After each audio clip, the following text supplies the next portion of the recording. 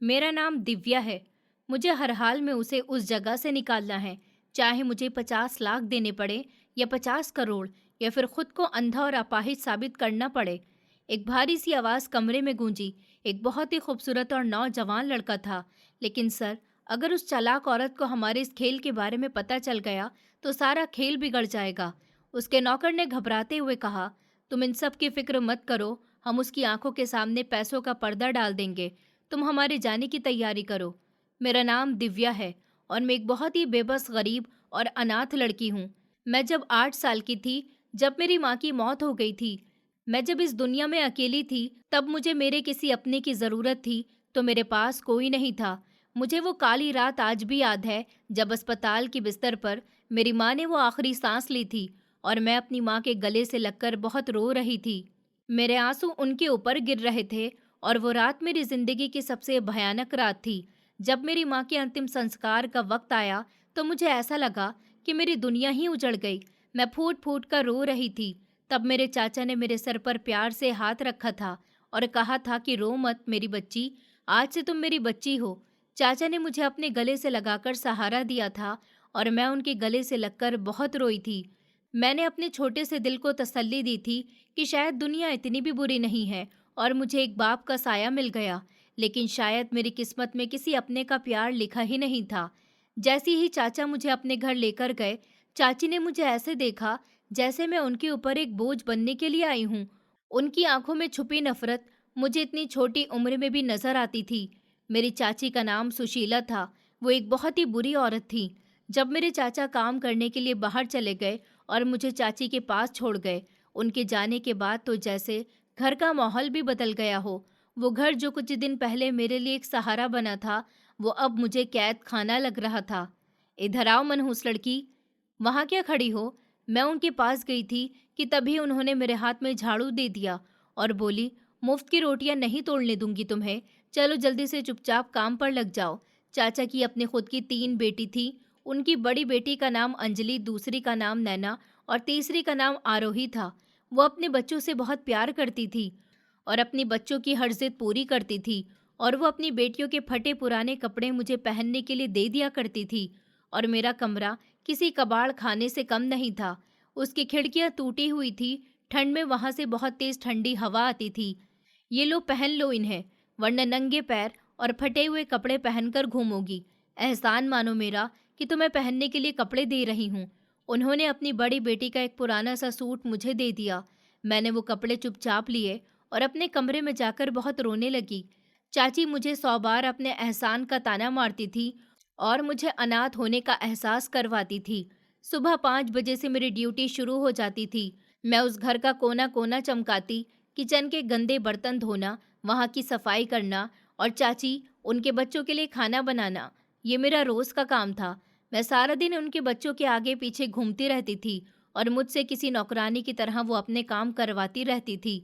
दिव्या, मेरे जूते पॉलिश कर दो और जल्दी करना, मुझे कॉलेज जाना है। चाची की बड़ी बेटी ने मेरे ऊपर हुक्म चलाते हुए कहा और वो खुद सामने सोफे पर जाकर बैठ गई। वो मुझसे हमेशा चिड़चिड़ाती रहती थी। दिव्या, मेरे लिए ठंडा पानी लाओ और अगर ग्लास साफ नहीं हुआ तो मैं तुम्हारे मुंह पर ग्लास फेंक कर मारूंगी। मैं सारा दिन मशीन की तरह घर के काम करती थी। चाची और उनकी बेटियां महारानियों की तरह बैठी रहती थी और मुझसे कहती थी कि तुम्हारी वजह से इस घर की रौनक खत्म हो गई, तुम एक मनहूस लड़की हो। उनकी बातें और ताने मेरे दिल को हर रोज थोड़ा और तोड़ देते थे। मैं बाहर से चुप रहती थी, लेकिन अंदर ही अंदर बहुत रोती थी। मुझे हर पल अपने माँ बाप की याद आती थी और ऐसा लगता था जैसे उनके जाने के बाद मेरी दुनिया ही उजड़ गई हो। जिस घर में मुझे सहारा मिलना चाहिए था, उसी घर में मुझसे नौकरों की तरह काम करवाया जाता था। सुबह से लेकर रात तक मैं बस काम में लगी रहती थी। कभी झाड़ू लगाना, कभी बर्तन मांजना, कभी कपड़े धोना, कभी रसोई में खड़े होकर घंटों काम करना। यही मेरी जिंदगी बन गई थी। मेरे लिए उस घर में कोई अपनापन नहीं था, न प्यार था, न दया थी। बस आदेश थे, डांट थी और अपमान था। मैं कई बार सोचती थी कि क्या सच में मैं इंसान हूं भी या नहीं, क्योंकि जिस तरह मेरे साथ व्यवहार किया जाता था, उससे तो ऐसा लगता था जैसे मैं इस घर की सदस्य नहीं, बल्कि कोई बंधी हुई मजदूर हूँ, जिसे सिर्फ काम के लिए जिंदा रखा गया है। एक दिन की बात है, चाची बहुत हंसते हुए किसी से फोन पर बात कर रही थी। मैं उस समय किचन में खड़ी होकर काम कर रही थी। उनके चेहरे पर मुस्कान थी और उनकी आवाज़ में ऐसी मिठास थी जो मैं अपने लिए कभी नहीं सुनती थी।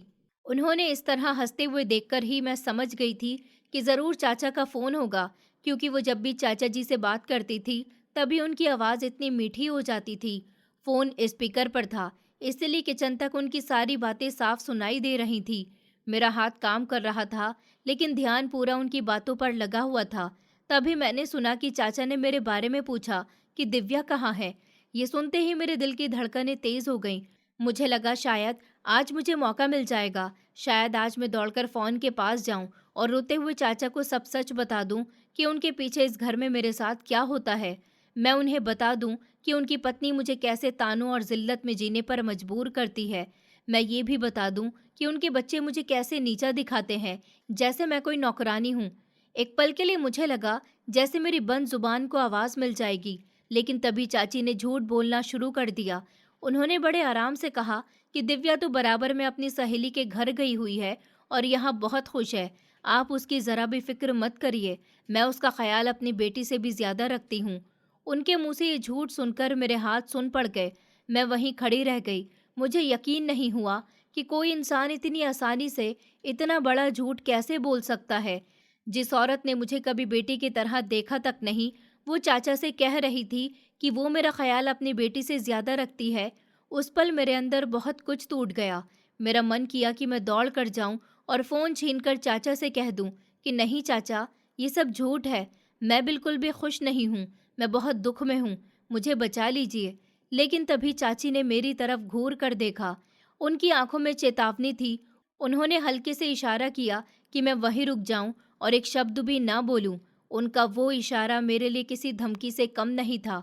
मुझे तुरंत याद आ गया कि अगर मैंने एक शब्द भी कहा तो रात को मुझे बुरी तरह मारा जाएगा और शायद 2 दिन तक खाना भी नहीं मिलेगा।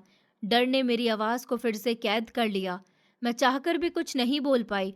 मैं बस वहीं खड़ी रही, जैसे मेरे पैरों में जान ही न हो। फ़ोन कटने के बाद भी मेरे कानों में वही झूठ गूंजता रहा। मुझे बहुत रोना आ रहा था। ऐसा लग रहा था जैसे कोई मेरे सीने पर भारी पत्थर रखकर चला गया हो। मैं सोच रही थी कि अगर मेरे माँ-बाप जिंदा होते तो क्या मेरी हालत ऐसी होती? क्या कोई मुझे इस तरह अपमानित कर पाता? क्या मुझे अपने ही घर में पराया और बेबस होकर जीना पड़ता? मैंने कई बार चुपके से रोते हुए आसमान की तरफ देखा था, जैसे मेरे माँ-बाप मुझे कहीं से देख रहे हों और मेरे दर्द को समझ रहे हों। लेकिन मेरे आंसू पोंछने वाला वहाँ कोई नहीं था। मेरे हिस्से में सिर्फ चुप्पी थी और सहना था। दिन बीतते जा रहे थे और मैं धीरे-धीरे बहुत कमज़ोर होती जा रही थी। मेरे शरीर में पहले जैसी ताकत नहीं रही थी। थोड़ा सा काम करते ही हाथ कांपने लगते थे। कई बार झुकते हुए कमर में दर्द उठता था और सीढ़ियाँ चढ़ते समय सांस फूल जाती थी। खाने को ठीक से कुछ मिलता नहीं था और काम इतना ज़्यादा कराया जाता था कि शरीर जवाब देने लगा था। लेकिन अजीब बात ये थी कि मेरी कमज़ोरी के बावजूद मेरी शक्ल और निखरती जा रही थी। मेरी त्वचा साफ होती जा रही थी और चेहरे पर एक अलग सी चमक आने लगी थी। शायद दुख इंसान को अंदर से तोड़ देता है, लेकिन कभी-कभी उसी दुख में चेहरा और भी मासूम और खूबसूरत लगने लगता है। मैं इस बदलाव को खुद भी महसूस करती थी, लेकिन मेरे लिए ये खुशी की बात नहीं थी, क्योंकि उस घर में मेरी खूबसूरती भी मेरे खिलाफ इस्तेमाल होने लगी थी। चाची की बेटियां मुझे पहले ही पसंद नहीं करती थी, लेकिन अब उनके मन में मेरे लिए जलन और बढ़ गई थी। वो मुझे देखकर चिढ़ती थी, जैसे मैंने उनसे कुछ छीन लिया हो। उनकी नज़रों में मैं हमेशा एक बोझ थी, लेकिन अब मैं उन्हें अपनी खूबसूरती की वजह से भी खटकने लगी थी। वो मुझे देखकर ताने मारती और हर बात में कमी निकालती। मैं कोशिश करती थी कि उनकी आंखों के सामने कम जाऊं, कम बोलूं, कम दिखूं, ताकि वो मुझ पर ध्यान ही न दे, लेकिन ऐसा हो ही नहीं पाता था। उन्हें मेरी हर बात से चिढ़ थी, मेरे चुप रहने से भी और मेरे काम करने से भी। एक दिन अंजलि ने मुझे पास बुलाया। उसके चेहरे पर मुस्कान थी, लेकिन वो मुस्कान मुझे शुरू से ही नकली लगी। उसने मुझे ऊपर से नीचे तक देखा और फिर ताने भरे अंदाज में कहा, क्या बात है दिव्या, तुम तो दिन पर दिन बहुत गोरी होती जा रही हो। कौन सी क्रीम लगाती हो, जरा हमें भी तो बताओ। उसकी आवाज़ में तारीफ नहीं थी बल्कि जलन थी। मैं समझ गई थी कि वो मेरा मजाक उड़ा रही है। मैं घबरा गई और धीरे से कहा कि दीदी, मैं कुछ भी नहीं लगाती, मेरे पास तो एक साबुन खरीदने तक के पैसे नहीं है।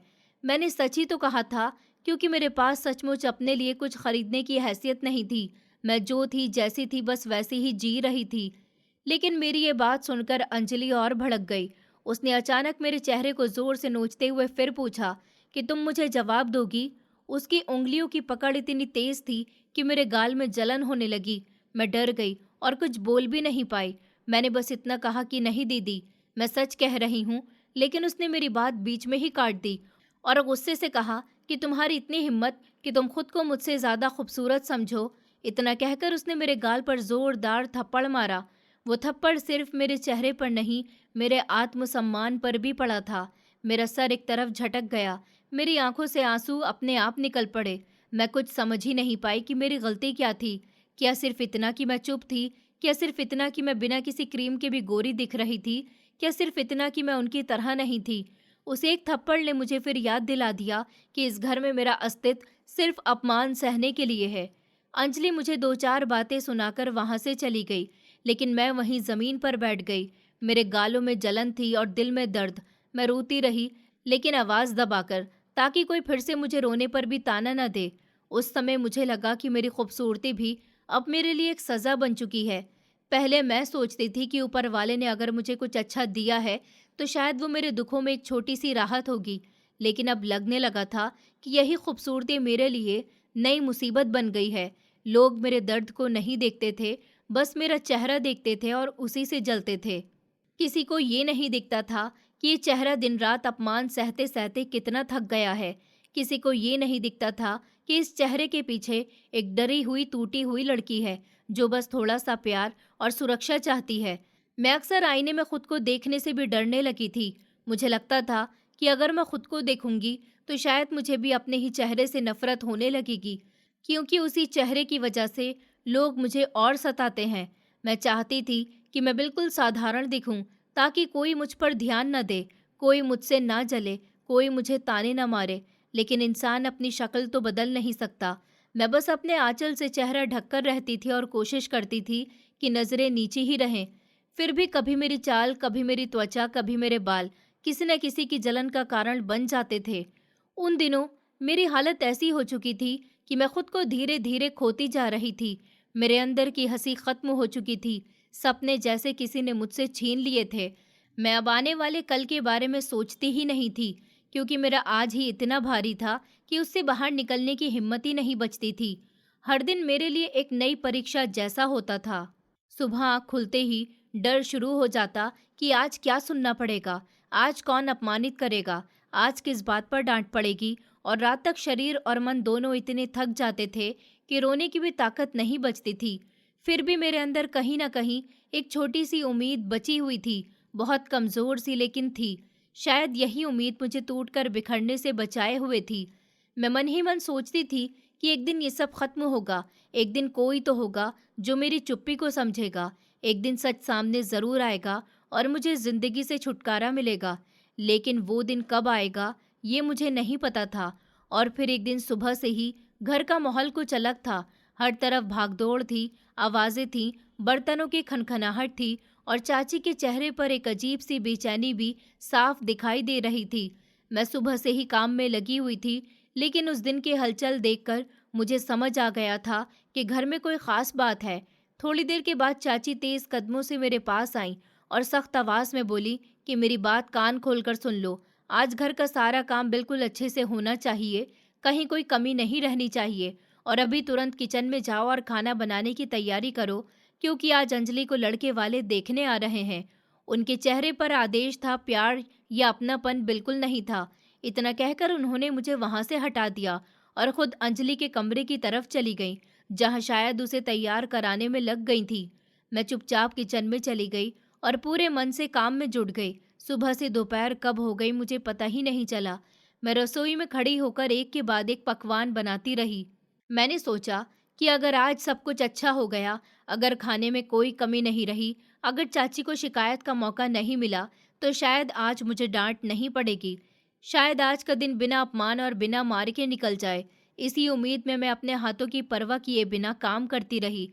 गर्म बर्तनों से उंगलियां जल रही थी, माथे पर पसीना था, कपड़ों पर आटा, मसाले और तेल के छींटे पड़े हुए थे। लेकिन मैं बस लगी रही कि सब कुछ ठीक हो जाए। मैंने घर में जितने भी अच्छे खाने बन सकते थे, सब बनाने की कोशिश की। सब्जी, पूरी, मिठाई, नमकीन, रायता और यहाँ तक चाय की तैयारी मैंने मन लगाकर कर दी थी। मुझे लगा था कि मेहमान आने में अभी थोड़ा समय है, इसलिए मैंने सोचा कि एक बार चाची को बुलाकर पूछ लूँ कि कहीं कुछ कमी तो नहीं है, ताकि बाद में कोई गलती निकालने पर सारा दोष मुझ पर न डाल दिया जाए। मैं बिना ये जाने कि मेहमान समय से पहले आ चुके हैं, उसी हालत में हॉल की तरफ चल पड़ी। मेरे कपड़े गंदे थे, हाथों पर मसालों के निशान थे, बाल बंधे तो थे, लेकिन कुछ लटें चेहरे पर चिपक गई थीं और मैं पूरी तरह काम वाली हालत में थी। मैंने सोचा भी नहीं था कि जैसे ही मैं हॉल में पहुंचूंगी, वहां सामने लड़के वाले बैठे मिलेंगे। जैसे ही मैंने हॉल में कदम रखा, मैं एकदम ठिठक गई। सामने कई लोग बैठे हुए थे, कुछ औरतें थीं, एक उम्रदराज आदमी था और एक दो नौजवान भी थे, और बीच में अंजलि सजी धजी सर झुकाए बैठी थी। मेरी हालत देखकर मैं घबरा गई। मुझे ऐसा लगा जैसे मुझसे बहुत बड़ी गलती हो गई हो। मैंने तुरंत पीछे हटना चाहा, लेकिन तब तक बहुत देर हो चुकी थी। उन मेहमानों में से एक औरत ने मुझे देख लिया। उसने मुझे गौर से देखा और फिर प्यार से बोली, अरे अरे बेटा, इधर आओ, कहाँ जा रही हो? उसकी आवाज़ में अपनापन था, ऐसा अपनापन जो मैंने बहुत समय से महसूस नहीं किया था। लेकिन उसके इतना कहते ही चाची के चेहरे का रंग बदल गया। उन्होंने तुरंत बनावटी हंसी के साथ कहा, अरे बहन, आप इसे क्यों बुला रही हैं? उनकी आवाज़ में घबराहट साफ झलक रही थी। लेकिन वो औरत मेरी तरफ देखती रही। उसने मुझे ऊपर से नीचे तक देखा। शायद मेरी सादगी, मेरा मासूम चेहरा और मेरी घबराहट सब कुछ एक साथ पढ़ लिया था। फिर उसने पूछा कि ये प्यारी सी बच्ची कौन है? चाची ने बिना एक पल गवाए झूठ बोल दिया कि ये लड़की अनाथ है, हमारे मोहल्ले की है। हमें इस पर तरस आ गया तो हमने इसे अपने घर में रख लिया। चाची ने इतनी आसानी से मुझे अपने ही घर में पराया और बेबस बताकर जैसे मेरे अस्तित्व को एक झटके में छोटा कर दिया। मैं वहीं खड़ी रह गई। मेरे गले में जैसे कुछ अटक गया। मुझे दुख हुआ, लेकिन ये कोई नई बात नहीं थी। मुझे आदत थी कि मेरे बारे में झूठ बोला जाए, मुझे छोटा दिखाया जाए, मुझे पराया बताया जाए। पर उस दिन जो आगे हुआ, उसकी किसी ने कल्पना भी नहीं की थी। वो औरत मेरी तरफ देखकर मुस्कुराई और बोली कि हमें ये लड़की बहुत पसंद है, ये बहुत खूबसूरत है। हम तो अपने बेटे के लिए ऐसी ही लड़की चाहते थे। फिर उसने बिल्कुल साफ शब्दों में कहा कि अनाथ है तो क्या हुआ, हमें कुछ नहीं चाहिए। ऊपर वाले का दिया सब कुछ है हमारे पास। बस अपने बेटे के लिए एक सुंदर और संस्कारी लड़की चाहिए। उसकी बातें सुनते ही वहां जैसे कुछ पल के लिए सन्नाटा छा गया। मेरा दिल धड़कना भूल गया। मुझे लगा कि जैसे मैंने कुछ गलत सुन लिया हो। क्या सच में वो लोग मेरे लिए रिश्ता मांग रहे थे? क्या किसी ने पहली बार मुझे तिरस्कार से नहीं बल्कि पसंद की नज़र से देखा था? मैं समझ ही नहीं पा रही थी कि मेरे साथ क्या हो रहा है। मगर उसी पल मैंने चाची के चेहरे की तरफ देखा। उनका चेहरा गुस्से से लाल पड़ चुका था। उनकी आंखों में आग उतर आई थी। वो बात जो किसी और लड़की के लिए खुशी की हो सकती थी, उनके लिए अपमान बन गई थी, क्योंकि उनके सामने उनकी अपनी बेटी को छोड़कर मुझे पसंद किया गया था। चाची अचानक फट पड़ी। उन्होंने तेज आवाज में उन लोगों से कहा कि आप ये कैसी बातें कर रहे हैं? आप मेरे घर मेरी बेटी का रिश्ता लेकर आए हैं, मेरी बेइज्जती करने नहीं। आप मेरी बेटी को ठुकराकर इस नौकरानी के लिए रिश्ता मांग रहे हैं। आपको जरा भी शर्म नहीं आ रही? उनकी आवाज इतनी तेज और अपमान से भरी हुई थी कि मैं कांप गई। उन्होंने उन लोगों को बहुत बुरा भला कहा और ऐसी बेइज्जती की कि वो लोग सक पकाकर उठ गए। जो औरत कुछ देर पहले मुझे प्यार से बुला रही थी, उसके चेहरे पर अब दुख और असहजता थी। शायद उसे समझ आ गया था कि यहाँ रुकना ठीक नहीं। वो लोग कुछ बिना कहे वहां से चले गए। अंजलि का चेहरा अपमान और जलन से तमतमा रहा था और चाची के अंदर का सारा जहर अब पूरी तरह बाहर आने को तैयार था। उन लोगों के जाते ही घर का माहौल बदल गया। अभी तक जो बनावटी शांति थी वो खत्म हो गई। अब पूरे घर में सिर्फ डर था, गुस्सा था और आने वाले तूफान की आहट थी। मुझे समझ नहीं आ रहा था कि अब मेरे साथ क्या होगा। मैं वहीं एक कोने में सिमटकर खड़ी थी। मेरा दिल जोर जोर से धड़क रहा था। मैं जानती थी कि चाची ये सब बर्दाश्त नहीं करेंगी। मैं जानती थी कि उनके गुस्से का सारा बोझ अब मुझ पर ही टूटेगा। और फिर वही हुआ। जैसे ही मेहमान बाहर गए, चाची गुस्से से मेरी तरफ बढ़ी। उनके चेहरे पर इतनी नफरत थी कि मैं उनकी आंखों में देख भी नहीं पा रही थी। उन्होंने आते ही मुझे ताने मारने शुरू कर दिए। वो कहने लगी कि तेरी हिम्मत कैसे हुई मेरे सामने आने की? तूने जानबूझकर खुद को दिखाया ताकि मेरी बेटी का रिश्ता टूट जाए। तू चाहती क्या है? तू मेरे ही घर में मेरी बेटी की दुश्मन बन गई है। मैं बार बार रोते हुए कहती रही कि मैंने कुछ नहीं किया चाची, मुझे नहीं पता था कि मेहमान आ चुके हैं। मैं तो बस आपसे पूछने आई थी कि खाने में कहीं कोई कमी तो नहीं। लेकिन मेरी एक भी बात सुनने वाला वहां कोई नहीं था। चाची ने गुस्से में पास रखा लकड़ी का मोटा डंडा उठा लिया और बिना कुछ सोचे समझे मुझ पर बरस पड़ी। पहला वार इतना तेज था कि मेरी चीख निकल गई। मुझे लगा जैसे मेरी पीठ टूट गई हो। उसके बाद तो जैसे वो रुकी ही नहीं। वो मुझे लगातार मारती रही, कभी पीठ पर, कभी कंधे पर, कभी बाजुओं पर। मैं बचने की कोशिश करती रही, हाथ जोड़ती रही, गिड़गिड़ाती रही, लेकिन उनके कानों पर मेरी आवाज़ का कोई असर नहीं पड़ रहा था। ऐसा लग रहा था जैसे उन्हें मेरे दर्द से नहीं, बल्कि मेरी तड़प से सुकून मिल रहा हो। मेरे कपड़े फटने लगे, बदन पर लाल और नीले निशान पड़ते गए और कुछ ही देर में कई जगह से खून भी निकलने लगा। मैं दर्द से कर्राते हुए ज़मीन पर गिर पड़ी, लेकिन उन्होंने तब भी मारना बंद नहीं किया। वो तब तक मुझे पीटती रहीं जब तक उनके हाथ थक नहीं गए। मैं ठंडे फर्श पर पड़ी हुई तड़प रही थी। मेरी सांसें टूट रही थी, शरीर कांप रहा था और आंखों के आगे अंधेरा छाने लगा था। मगर उन्हें मेरी उस हालत पर जरा सा भी तरस नहीं आया। उस रात न मुझे दवा मिली, न पानी, न खाना, न कोई मरहम। मैं उसी ठंडे फर्श पर पड़ी रही। बदन का हर हिस्सा दुख रहा था, कपड़े फटे हुए थे और जहां जहां चोट लगी थी वहां जलन और दर्द एक साथ उठ रहा था। मैं रोते रोते उनसे माफी मांगती रही। मैं बार बार कहती रही कि चाची, मुझे सच में नहीं पता था कि मेहमान जल्दी आ गए हैं। मैं तो बस आपसे पूछने आई थी कि कहीं खाने में कोई कमी तो नहीं। मेरी कोई गलती नहीं है, मुझे माफ कर दीजिए। लेकिन उन्होंने मेरी एक नहीं सुनी। उन्होंने जैसे तय कर लिया था कि चाहे मेरी गलती हो या ना हो, सजा मुझे ही मिलेगी। मैं पूरी रात वहीं पड़ी रही, दर्द से तड़पती हुई रोती रही, अपने माँ बाप को याद करती हुई। उस रात मुझे पहली बार सच में महसूस हुआ कि इस घर में मेरी जान की भी कोई कीमत नहीं है। अगर मैं मर भी जाऊं तो शायद किसी को कोई फर्क नहीं पड़ेगा, और यह एहसास किसी भी मार से ज्यादा दर्द देने वाला था। मैं वहीं जमीन पर पड़ी हुई दर्द से तड़प रही थी और मुझसे ये कहने वाला भी कोई नहीं था कि चुप हो जाओ और पानी पी लो। मैं रो रही थी। थोड़ी देर बाद चाची मेरे पास आई और मेरे ऊपर पानी का छींटा मारते हुए बोली, उठ जा लड़की, ज्यादा ड्रामे मत कर और मेरे साथ बाजार चल, मुझे कुछ सामान लेकर आना है। मैंने सोचा कि चाची से मना कर दूं। चाची, मैं नहीं जा सकती, मेरे बहुत दर्द हो रहा है। मगर मुझे डर था कि कहीं वो मुझे फिर से मारना शुरू ना कर दे, इसलिए मैं चुपचाप उनके साथ चली गई। मैं बाजार चली गई। मैं चाची के साथ जा रही थी, तभी मुझे ऐसा लगा कि कोई मुझे देख रहा है। मैंने पीछे पलटकर देखा तो वहां कोई नहीं था, लेकिन मुझे नहीं पता था कि वहां पर कोई मुझे देखने आया है और कोई मुझे इस नरक से निकाल कर ले जाने वाला है। चाची ने सामान लिया और फिर हम घर वापस आ गए। मेरे पैर चल चलकर सूज गए थे और मेरी टांगों में बहुत दर्द हो रहा था। मैं अपने उसी कमरे में जाकर लेट गई। मेरे शरीर में इतना दर्द था कि मैं फर्श पर ही लेट गई और रोते रोते सो गई। मैं अभी सोई ही थी कि तभी मेरे कमरे का दरवाज़ा इतनी ज़ोर से खुला कि मैं डरकर उठकर बैठ गई। सामने चाची खड़ी थी। वो मुझसे बोली कि अपना मुंह धो ले और चल जल्दी से तैयार हो जा, तेरी आज शादी है। उनके हाथ में एक लाल रंग का लहंगा था। उन्होंने वो लहंगा मुझे दिया। मैं हैरान हो गई। मैं उनकी तरफ हैरानी से देखते हुए बोली, शादी और मेरी, ये आप क्या कह रही हैं चाची? शादी तो अंजलि दीदी की थी ना, और रिश्ता भी उन्हीं के लिए आया था। मेरी शादी कैसे हो सकती है? मैंने अभी इतना ही कहा था कि तभी पीछे से जोर जोर से हंसते हुए अंजलि आ गई और वो बोली, वाह माँ, क्या सौदा किया है आपने, पूरे 50 लाख में। मैं तो कभी सोच भी नहीं सकती कि हमें इस मनहूस के 50 लाख मिलेंगे। मैं उसकी बात सुनकर हैरान रह गई। मैंने कहा, अंजलि दीदी, 50 लाख का सौदा? क्या कह रही हैं आप, कैसी बातें कर रही हैं? तभी उसने मेरी तरफ देखते हुए मेरे चेहरे पर एक जोरदार थप्पड़ मारा और बोली, हम तुझे एक अंधे आदमी को बेच रहे हैं।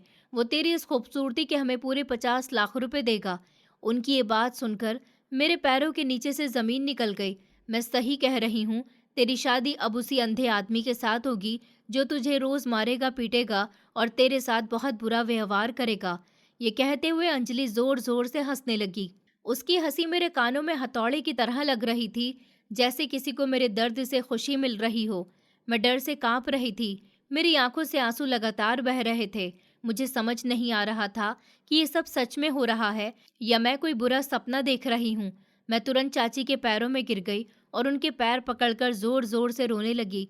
चाची प्लीज मेरे साथ ऐसा मत कीजिए, मुझे मत बेचिए। मैं आपसे हाथ जोड़कर विनती करती हूँ।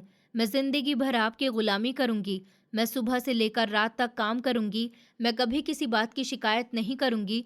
बस मुझे किसी अजनबी आदमी को मत बेचिए। मेरी आवाज़ रोते रोते टूट रही थी। मेरी सांसें तेज चल रही थी, लेकिन चाची के चेहरे पर जरा सा भी रहम नहीं था। उनकी आंखों में मेरे लिए नफरत और गुस्सा था। उन्होंने झटके से मेरा हाथ अपने पैरों से हटाया और गुस्से से बोली कि बस बहुत हो गया, अब ये रोने धोने का नाटक बंद कर दे। मैं तुझे इस घर में अब एक दिन भी और नहीं रखना चाहती। तेरी वजह से मेरी बेटियों की जिंदगी खराब हो रही है। जब भी कोई रिश्ता आता है तो लोग तुझे देखकर तेरी तारीफ करने लगते हैं और मेरी बेटियों को नज़रअंदाज कर देते हैं। तू मेरे लिए एक अपशगुन बन चुकी है। तू मेरे घर पर एक काला साया है और मैं अब इस साये को अपने घर और अपनी बेटियों की किस्मत पर नहीं पड़ने दूंगी।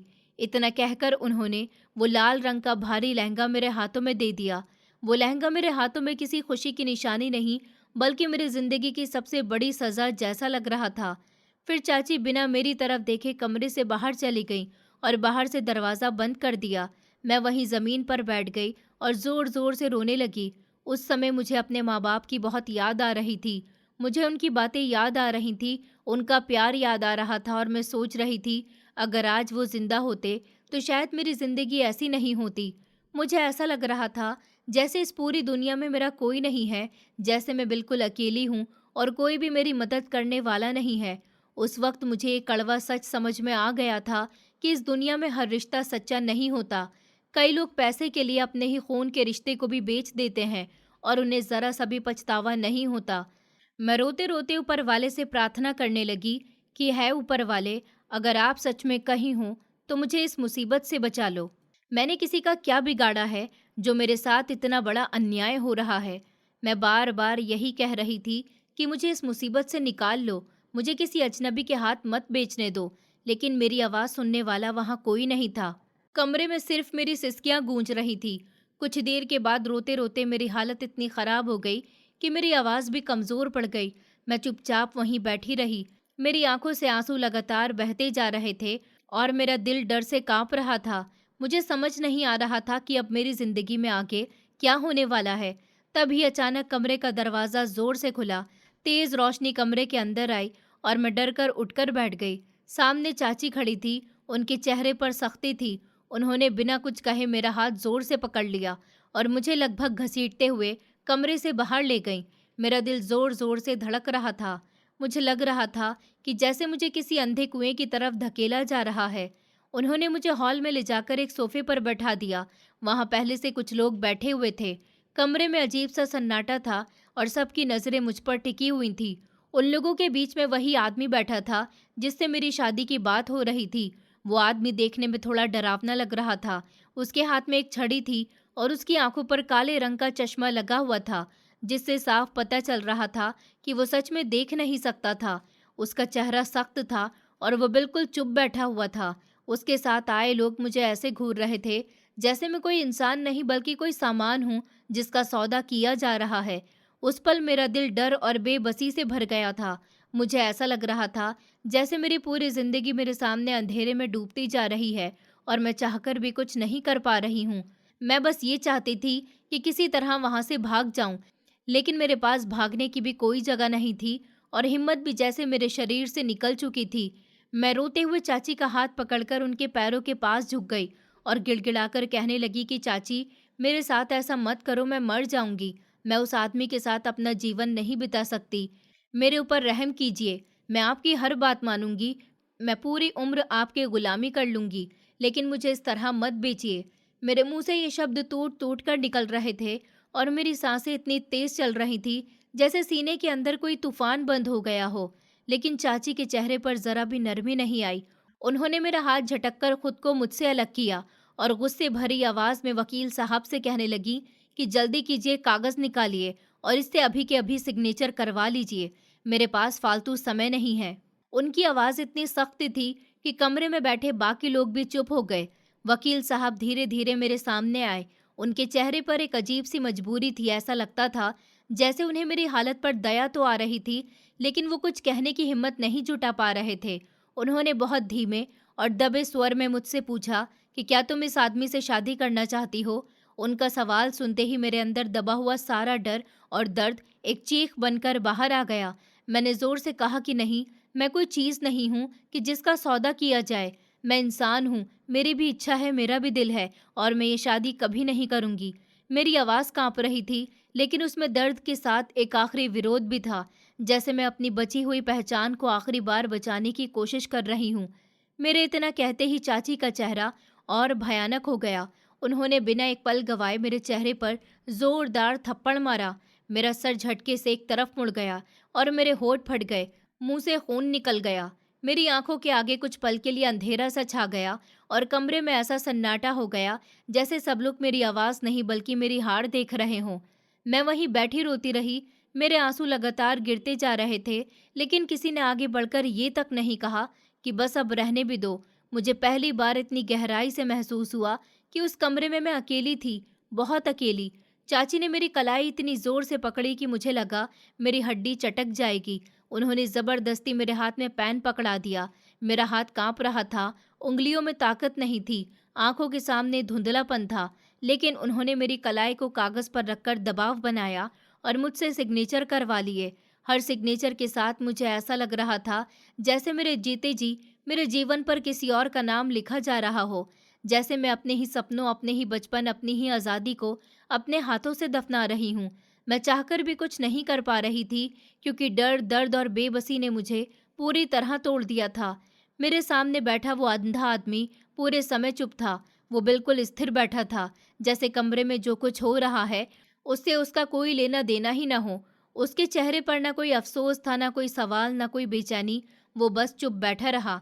उसके काले चश्मे और हाथ में पकड़ी छड़ी को देखकर मेरे मन में और डर बढ़ता जा रहा था। मुझे लग रहा था कि मैं किसी इंसान के साथ नहीं, बल्कि एक ऐसे अंधेरे के हवाले की जा रही हूँ जिसका कोई अंत ही नहीं होगा। वकील साहब फिर उसके पास गए और उसके हाथ में पेन थमाते हुए धीमे स्वर में बोले कि अब आप सिग्नेचर कर दीजिए। वो आदमी बिना कुछ बोले कागज पर झुक गया और उसने भी सिग्नेचर कर दिए। उसकी उंगलियां कागज पर बहुत आराम से चल रही थी, जैसे उसके लिए ये सब एक मामूली काम हो, जबकि मेरी दुनिया उसी पल बिखरकर खत्म हो रही थी।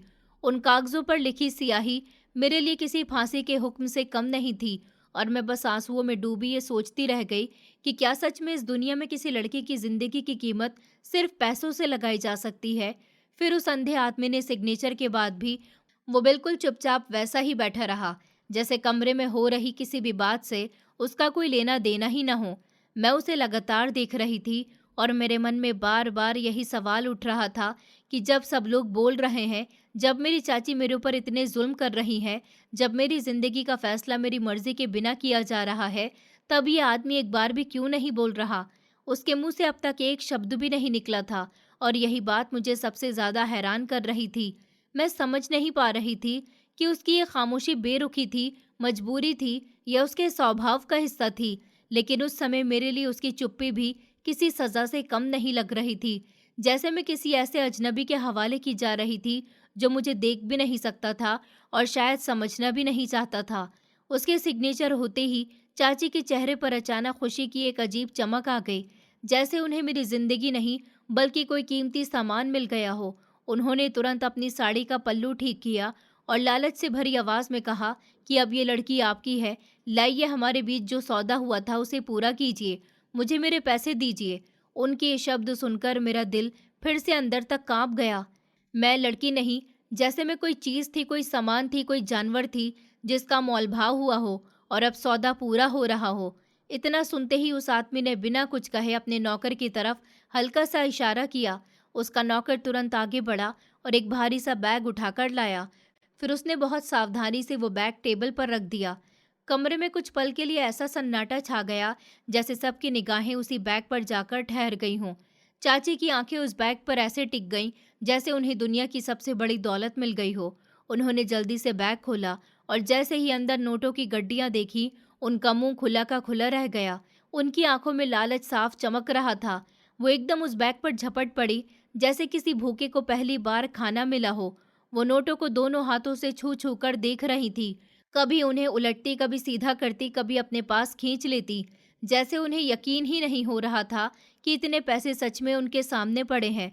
मैं वहीं बैठी ये सब देख रही थी और मुझे ऐसा लग रहा था जैसे उन नोटों के बीच कहीं मेरी सांसें भी बंद होकर रख दी गई हों।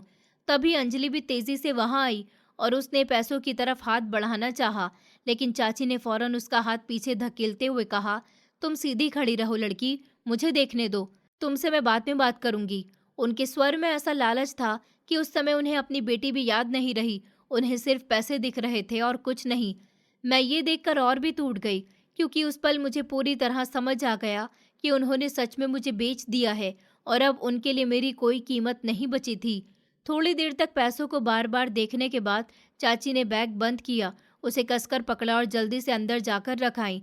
जब वो वापस लौटी तो उनके चेहरे पर अब राहत थी, जैसे कोई बहुत बड़ा बोझ उतर गया हो। उन्होंने मेरी तरफ देखा और इतनी बेरुखी से बोली कि दिव्या, अपना सारा सामान उठाओ और इस घर से निकल जाओ। बहुत मुश्किल से मेरा पीछा तुमसे छूटा है, अब मुझे अपनी शक्ल भी मत दिखाना। उनके शब्द इतने ठंडे और कठोर थे कि कुछ पल के लिए मैं समझ ही नहीं पाई कि यही वही घर है जहां मैंने इतने साल रोते हुए काटे थे, जहां मुझे कभी प्यार नहीं मिला, लेकिन फिर भी मैं उसी को अपना आखिरी सहारा समझती रही थी। अब वही घर मुझे यूं बाहर फेंक रहा था जैसे मैं कभी इस घर का हिस्सा थी ही नहीं। मेरे भीतर दुख था, दर्द था, अपमान था, लेकिन पता नहीं क्यों उस पल एक हल्की सी राहत भी थी कि शायद अब मुझे रोज रोज के तानों, मारपीट और जिल्लत से छुटकारा मिल जाएगा। हालांकि आगे क्या होगा ये सोचकर मेरी रूह कांप रही थी। मैं धीरे धीरे उठी, मेरा शरीर अब भी दर्द से टूटा हुआ था, पैरों में जान नहीं थी। फिर भी मैं चुपचाप वहां खड़े लोगों के साथ बाहर की तरफ बढ़ने लगी। तभी चलते चलते मेरा पैर लड़खड़ा गया, शायद कमजोरी से या फिर उस सदमे से जो अब तक मेरे पूरे शरीर में फैल चुका था।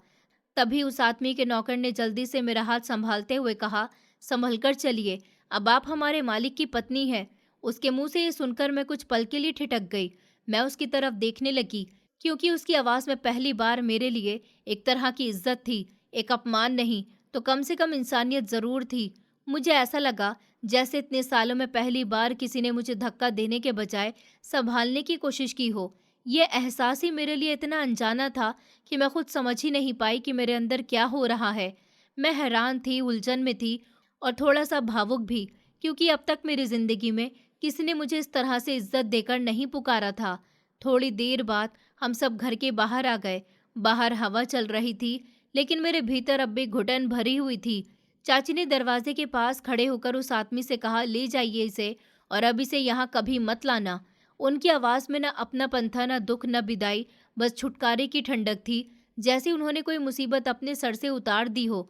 तभी अंजलि मेरे पास आई और होठ तिरछे करके बोली, देखा तुमने, तुम जैसे लोगों के साथ ऐसा ही होता है। अब तुम जिंदगी भर इस अंधे आदमी की गुलामी करना और यहाँ कभी पलटकर मत आना। उसके शब्दों में जहर था, लेकिन पता नहीं उस पल मेरे अंदर कहीं से थोड़ा सा साहस आ गया। मैंने उसकी आंखों में देखते हुए कहा, मुझे आप जैसे जालिम लोगों के घर आने का कोई शौक नहीं है। आप अपने इस घर में खुश रहिए, लेकिन आपने जो मेरे साथ किया है उसके लिए ऊपर वाला आपको कभी माफ नहीं करेगा। मेरी आवाज़ कमज़ोर ज़रूर थी, मगर उसमें दर्द की आग थी। ये सुनकर अंजलि का चेहरा तमतमा गया, लेकिन इस बार उसने कुछ नहीं कहा, शायद इसीलिए क्योंकि अब सौदा पूरा हो चुका था और मैं सचमुच उस घर से जा रही थी। फिर मैं मुड़ी और उन लोगों के साथ आगे बढ़ गई। मेरे हर कदम के साथ ऐसा लग रहा था जैसे मेरा पुराना जीवन पीछे छूट रहा है। एक ऐसा जीवन जिसमें सिर्फ अपमान था, जिल्लत थी, आंसू थे और अंतहीन अंधेरा था। लेकिन जो नया रास्ता मेरे सामने था वो भी किसी उजाले से भरा नहीं था। वो भी अनजाना था, डरावना था और उसमें भी मेरा कोई अपना नहीं था। उस आदमी की बड़ी सी कार बाहर खड़ी थी। जब हम उसके पास पहुंचे तो वो आदमी खुद कार के पास खड़ा हो गया। उसने बहुत शांति से आगे बढ़कर कार का दरवाज़ा खोला और मेरी तरफ मुड़कर बहुत ही नरम और सम्मान भरी आवाज़ में कहा, आइए बैठिए। उसके ये दो शब्द सुनकर मैं अंदर तक हिल गई, क्योंकि मेरी अब तक की ज़िंदगी में किसी ने भी मुझसे इस तरह की बात नहीं की थी। किसी ने मुझे कभी इज्जत नहीं दी थी, किसी ने प्यार से मेरा नाम तक नहीं लिया था। और यहाँ ये आदमी जिसने अभी कुछ देर पहले मेरे बदले पैसे दिए थे, वो मुझसे इतनी तहजीब और नरमी से बात कर रहा था। मैं उसे देखकर हैरान रह गई। मेरे मन में डर भी था, संकोच भी था और एक अजीब सी उलझन भी कि जिस इंसान से मुझे सबसे ज़्यादा भय होना चाहिए वही इस समय सबसे शांत और सभ्य क्यों लग रहा है। मैं धीरे से कार में बैठ गई और सीट पर बैठते ही मेरी नज़र खिड़की से बाहर चली गई।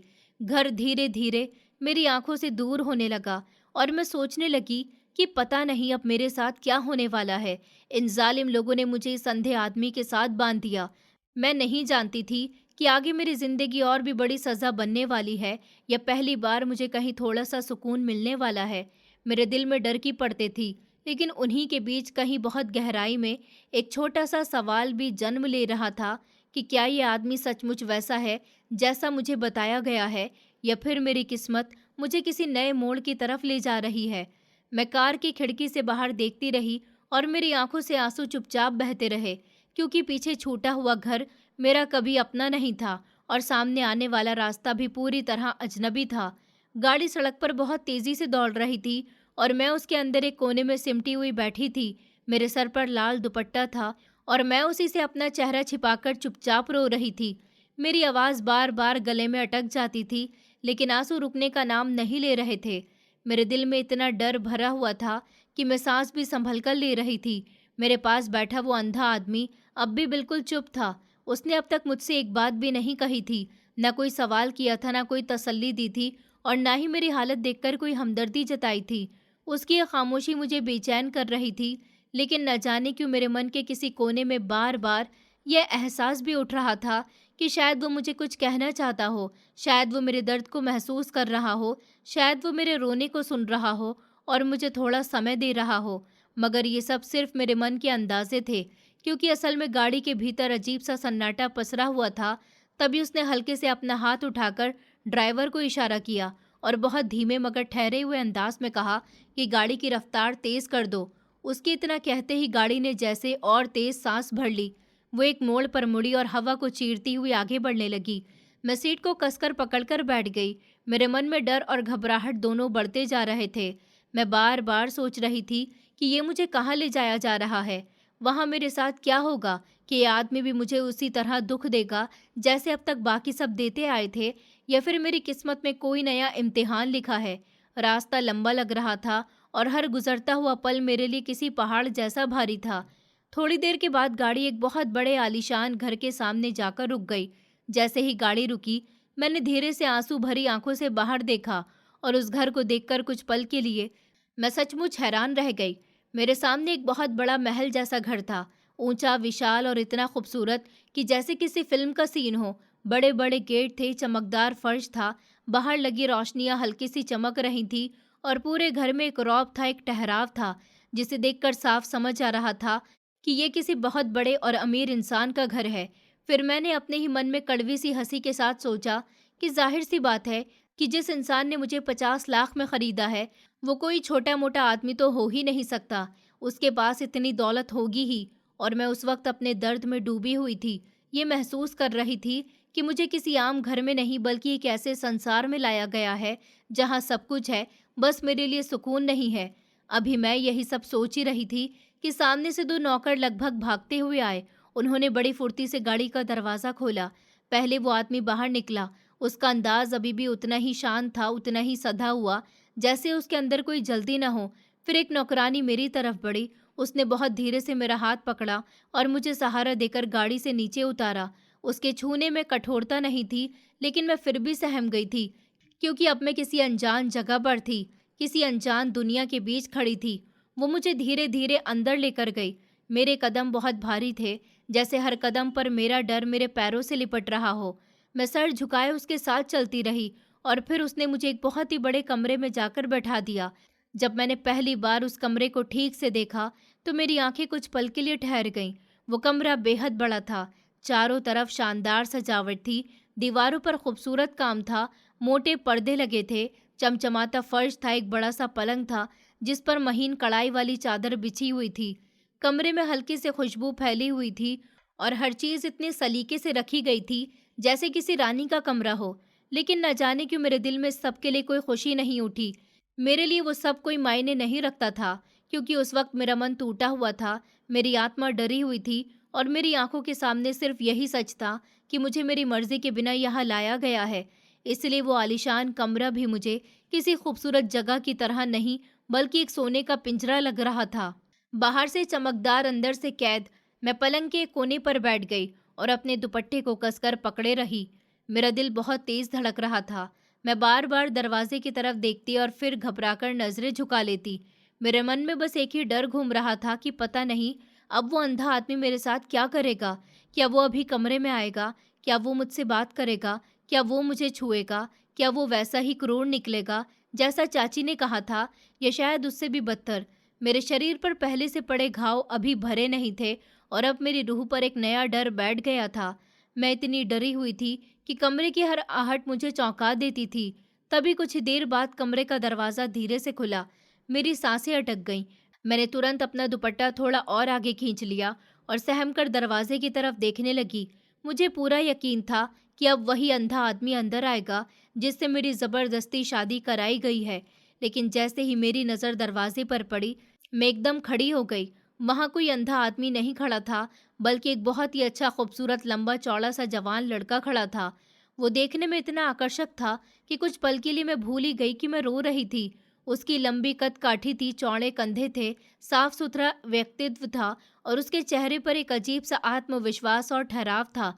उसके नैन नक्श इतने तीखे और सुंदर थे कि पहली ही नज़र में कोई भी उसे देखकर ठहर जाए। वो बिल्कुल किसी बड़े घर के पढ़े लिखे शालीन नौजवान जैसा लग रहा था। उसके कपड़े भी बहुत सलीकेदार थे और उसकी मौजूदगी में एक अजीब सा असर था, जैसे वो कमरे में आया ही नहीं बल्कि पूरे कमरे की हवा ही बदल गई हो। मैं हैरानी से उसे देखती रह गई। मेरे मन में एक के बाद एक सवाल उठने लगे कि ये कौन है? ये यहाँ क्यों आया है? वो अंधा आदमी कहाँ गया? क्या ये उसका बेटा है, भाई है, या फिर कोई रिश्तेदार?